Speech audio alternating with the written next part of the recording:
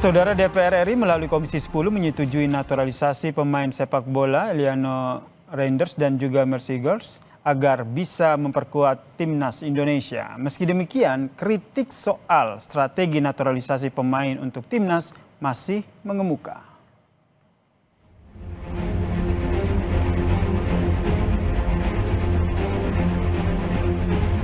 Optimis jika pemberian warga negara ini cepat, ini Oktober PSSI memiliki target untuk memainkan. Jujurnya tidak terlalu bangga dan tidak euforia dengan kemenangan-kemenangan PSSI karena yang main bukan akamsi. Naturalisasi dua pemain timnas Eliano Reinders dan Mercy Girls akhirnya disetujui oleh Komisi 3 dan 10 DPR. Upaya ini sebagai langkah pemerintah untuk membantu timnas yang tengah berjuang untuk menembus Piala Dunia. Menpora optimistis keduanya bisa bermain di timnas pada Oktober 2024. Saya optimis jika pemberian warga negara ini cepat, ini Oktober PSSI memiliki target untuk memainkan. Jadi ini semoga prosesnya cepat. Meski sudah disetujui, kritik sempat mengemuka dalam rapat yang disampaikan oleh anggota Komisi 10 dari fraksi Gerindra, Nuroji. Ia mengingatkan PSSI untuk mencari jalan lain mengembangkan sepak bola Indonesia dan tidak mengandalkan cara instan dengan naturalisasi. Udah jadi apa tadi ya, nggak membanggakan dah kalau buat saya. Ya, mudah-mudahan nanti ketemu Pak Menteri ya strategi lain selain instan begini ya. Buat saya nasionalisme itu satu harga mati dan ya bagi yang punya keturunan Indonesia, bagi saya nggak ada masalah. Anggota Komite Eksekutif Exco PSSI Arya Sinulinga menilai proses naturalisasi pemain timnas jangan dijadikan kontroversi karena proses yang dijalani sudah sesuai prosedur dan telah menjadi WNI yang sah di mata hukum. Kok bisa-bisanya mempertanyakan mereka gitu dan kebangsaan mereka? Mereka udah kita urus sesuai dengan hukum kita. Mereka mendapatkan warga negara. Ya. Kemudian mereka juga kita bawa nih ke FIFA. Pindah federasi dari negara asalnya menjadi federasinya Indonesia. Usai naturalisasi Mercy Girls dan Eliano Reinders Rekatompesi disetujui DPR, selanjutnya berkas diserahkan ke Presiden Jokowi untuk penerbitan Kepres dan pengambilan sumpah setia WNI. PSSI berharap keduanya bisa dimainkan pada pertandingan kualifikasi Piala Dunia 2026 bulan Oktober nanti melawan Bahrain dan Tiongkok. Tim Liputan Kompas TV.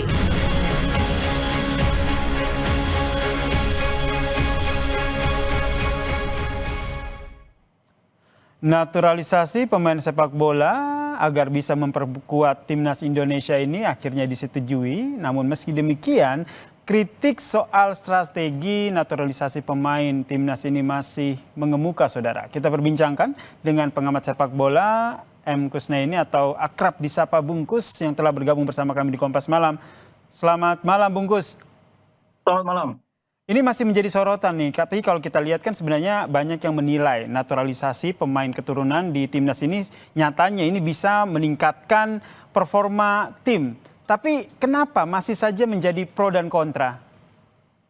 Iya, kalau fakta bahwa peningkatan performa tim nasional itu terjadi sesudah bergabungnya beberapa pemain yang kita sebut naturalisasi, atau kalau yang lain mungkin keberatan disebut naturalisasi, tapi pemain diaspora atau apapun labelnya, itu kan faktual ya, itu terjadi. Prestasi kita dari segi peringkat FIFA, dari segi pencapaian di kualifikasi, dari segi pencapaian di Piala Asia, itu kan terbukti memang ada peningkatan. Tapi saya juga memang paham kenapa sebagian orang masih tidak begitu nyaman dengan situasi ini. Karena sebetulnya memang ada satu sisi yang agak terabaikan. Naturalisasi itu begini, jadi kalau kita melakukan naturalisasi, itu memang bukan merupakan jalan utama, tapi bisa dibilang merupakan jalan alternatif ketika kita kesulitan mengembangkan potensi lokal. Nah, karena itu sebagai jalan alternatif, jalan utamanya tetap harus ditekunin, harus dijalanin, yaitu yang namanya youth development. Nah, sekarang ini publik melihat perhatian Federasi PSSI terhadap youth development tidak sebesar perhatian terhadap naturalisasi. Kenyataannya seperti itu menurut Anda? Iya, Iya, jadi perhatian federasi itu ya contohnya begini, kompetisi usia muda yang jalan sekarang di mana sih? Elite Pro Academy seperti apa? Piala Suratin seperti apa? Lalu kompetisi lain selain Elite Pro dan Piala Suratin seperti apa di usia muda? Kan Mhm. tidak begitu terdengar. Sementara pemain yang kita sebut naturalisasi itu kan terjadi di semua tingkatan usia. Dari tim nasional senior, U23, U20, U17 kan ada proses naturalisasi itu. Nah, itu yang membuat sebagian orang tidak nyaman. Walaupun sebetulnya naturalisasi ini fenomena global, di mana-mana terjadi. Negara Mhm. sehebat Jepang juga ada pemain naturalisasinya. Bungkus Jadi sendiri kalau melihatnya kita bicara kenapa akhirnya PSSI ini lebih condong seperti tadi kata Anda begitu, lebih condong atau sedikit lebih fokus ke naturalisasi ketimbang untuk mengembangkan potensi dari tanah air. Apakah karena ini ingin mengejar prestasi di sepak bola tanah air? bukan fokus sebetulnya. PSSI juga menjalankan proses pembinaan usia muda itu cuma tidak terlalu masif. Orang kan Oke. maunya melihat perkembangan Mhm. pembinaan usia muda itu sama masifnya dengan proses naturalisasi itu.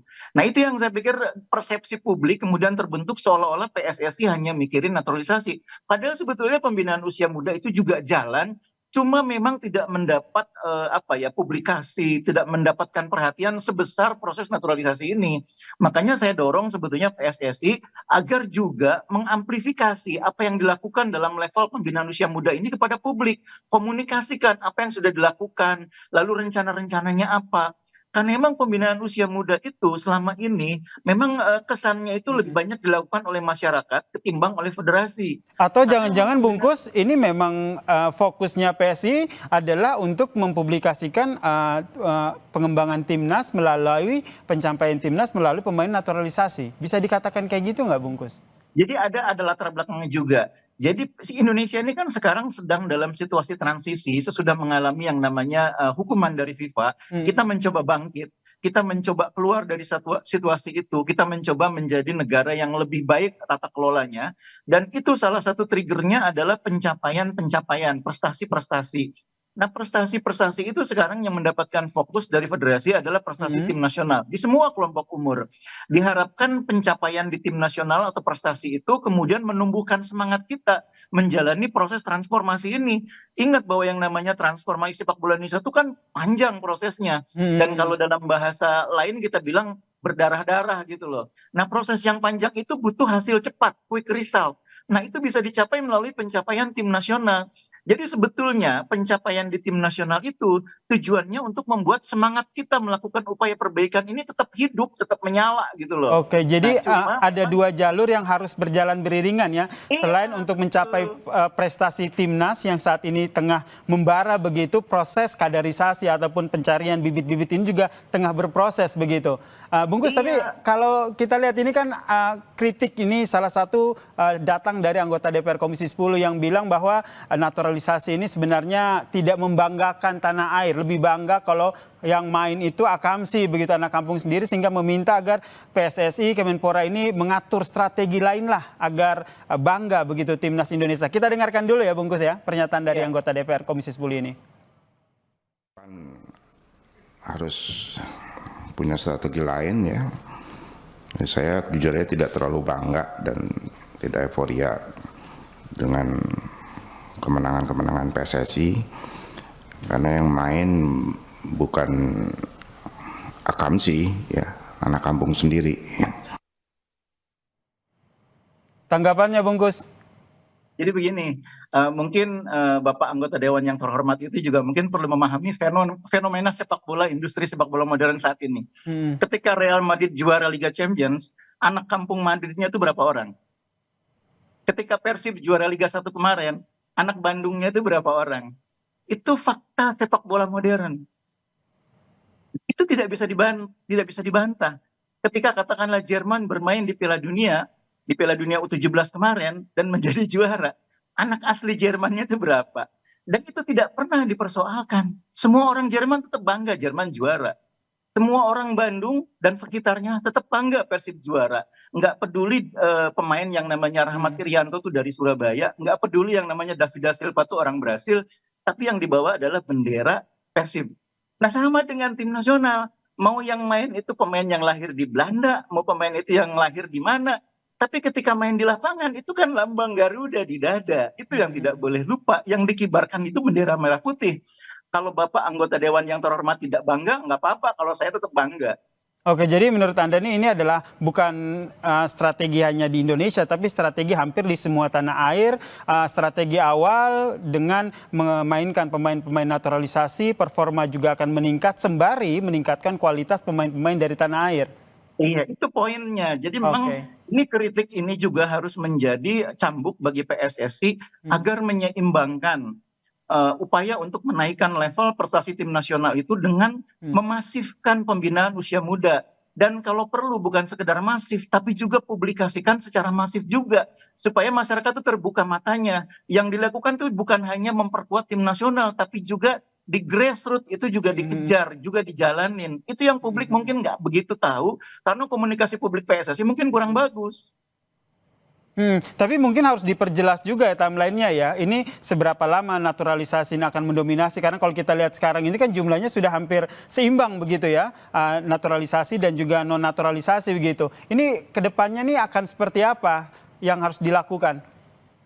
Ini kan bukan proses yang bisa menggunakan pendekatan matematika ya. Oke. 2 ditambah 2 jadi 4 gitu. Enggak begitu. Seberapa besar pemain-pemain kita bisa berkembang, itu nggak bisa dihitung. Kalau 2 tahun sudah kompetisinya begini, 2 tahun lagi kita akan punya tim nasional yang 30% pemainnya. Nggak bisa, itu kan bukan hitungan matematika. Itu berlangsung secara alamiah. Nah, memang yang harus dilakukan adalah terus mencoba, terus berusaha supaya semakin banyak potensi pemain lokal itu yang bisa berkembang. Itu yang bisa kita lakukan. Spiritnya di situ. Tapi hitung-hitungannya ini bukan seperti matematika 2 ditambah 2 sama dengan 4. Meskipun nanti ke depannya akan ada kekhawatiran begitu jika tim ataupun pemain naturalisasi ini akan mendominasi. Ini jangan dijadikan sebagai sebuah kekhawatiran tapi harus dijadikan sebagai sebuah PR begitu. Tapi tidak dalam sejarah sepak bolanya tidak akan begitu juga. Oke. Tim nasional Jerman tetap ada pemain-pemain Jermannya, tim nasional Belanda tetap ada pemain-pemain Belandanya. Tim nasional Indonesia saya percaya dan hakul yakin pemain-pemain lokalnya tetap akan ada yang muncul menjadi bagian dari tim nasional. Bahwa memang kemudian ada pemain dari luar, yaitu realita, itu fenomena global. Kalau misalkan gara-gara ada pemain dari luar itu terus kita nggak bangga karena dia bukan akamsi, ya artinya kita mengingkari fenomena global itu. Oke, jadi kekhawatiran akan tim naturalisasi yang mendominasi ini menurut Anda terlalu berlebihan begitu ya? Harus dilihat dari sudut pandang lain bahwa ini sebagai sebuah pemicu agar timnas Indonesia ke depannya lebih baik lagi. Ya, yang harus dilakukan oleh PSSI ini seperti apa? Karena kalau kita lihat setiap kali ada naturalisasi pro kontra ini selalu muncul. Iya, kekhawatiran itu boleh karena itu menjadi cambuk ya bagi kita ya. Karena kalau tidak ada yang bersuara seperti ini mungkin juga menciptakan zona nyaman bagi federasi agak mengabaikan proses yang satunya lagi seperti yang saya bilang tadi. Ini kan 2 sisi mata uang. Naturalisasi ini tujuannya sebagai trigger untuk mempercepat katalis. Tapi proses yang natural pembinaan usia muda itu tetap harus jalan. Jadi antara yang dilakukan dalam upaya proses percepatan melalui katalis naturalisasi dengan youth development yang prosesnya panjang, itu dua-duanya harus jalan. Kekhawatirannya boleh, cuma maksud saya jangan juga dilebih-lebihkan. Oke, dari youth development ataupun pengembangan anak-anak dari tanah air sendiri ini Anda melihatnya sudah sejauh mana progresnya? Apakah dari liga yang sudah berlangsung di tanah air itu saja sudah cukup atau perlu hal lain? Perlu lebih intensif lagi. Sekarang ini sudah ada yang namanya kebijakan memastikan bahwa dalam kompetisi Liga 1 ada pemain usia 23 tahun ke bawah. Begitu juga dengan Liga 2, itu hal yang positif. Tapi yang juga harus dibenahi bukan sekedar regulasinya itu, tata kelolanya juga. Contoh bagaimana kemarin di PON terjadi kasus kericuhan, bagaimana di kompetisi Liga 3 yang amatir itu masih banyak terjadi kasus penyerangan terhadap perangkat pertandingan. Itu kan menggambarkan bahwa di level pembinaan usia muda kita masih butuh upaya serius. Dan upaya serius itu memang diharapkannya dari siapa? Dari PSSI memang. Karena otoritas sepak bola nasional itu PSSI. Dalam hal inilah makanya saya dorong federasi itu juga lebih memberikan perhatian yang sungguh-sungguh, memberi perhatian yang lebih besar, dan lebih dari itu juga mengkomunikasikan kepada publik upaya-upaya yang dilakukan untuk menjalankan satu sisi yang lain ini, youth development-nya, di samping sisi yang kita sebut sebagai katalis tadi. Oke, baik, kita nantikan seperti apa ini langkah yang diambil PSSI selanjutnya. Yang jelas kita berharap ini naturalisasi ini tidak kembali menimbulkan kontroversi, tapi prestasi yang membanggakan untuk semua bangsa Indonesia. Terima kasih pengamat sepak bola Bungkus M. Kusnaini telah bergabung bersama kami dan memberikan perspektifnya di Kompas Malam. Salam sehat Bungkus.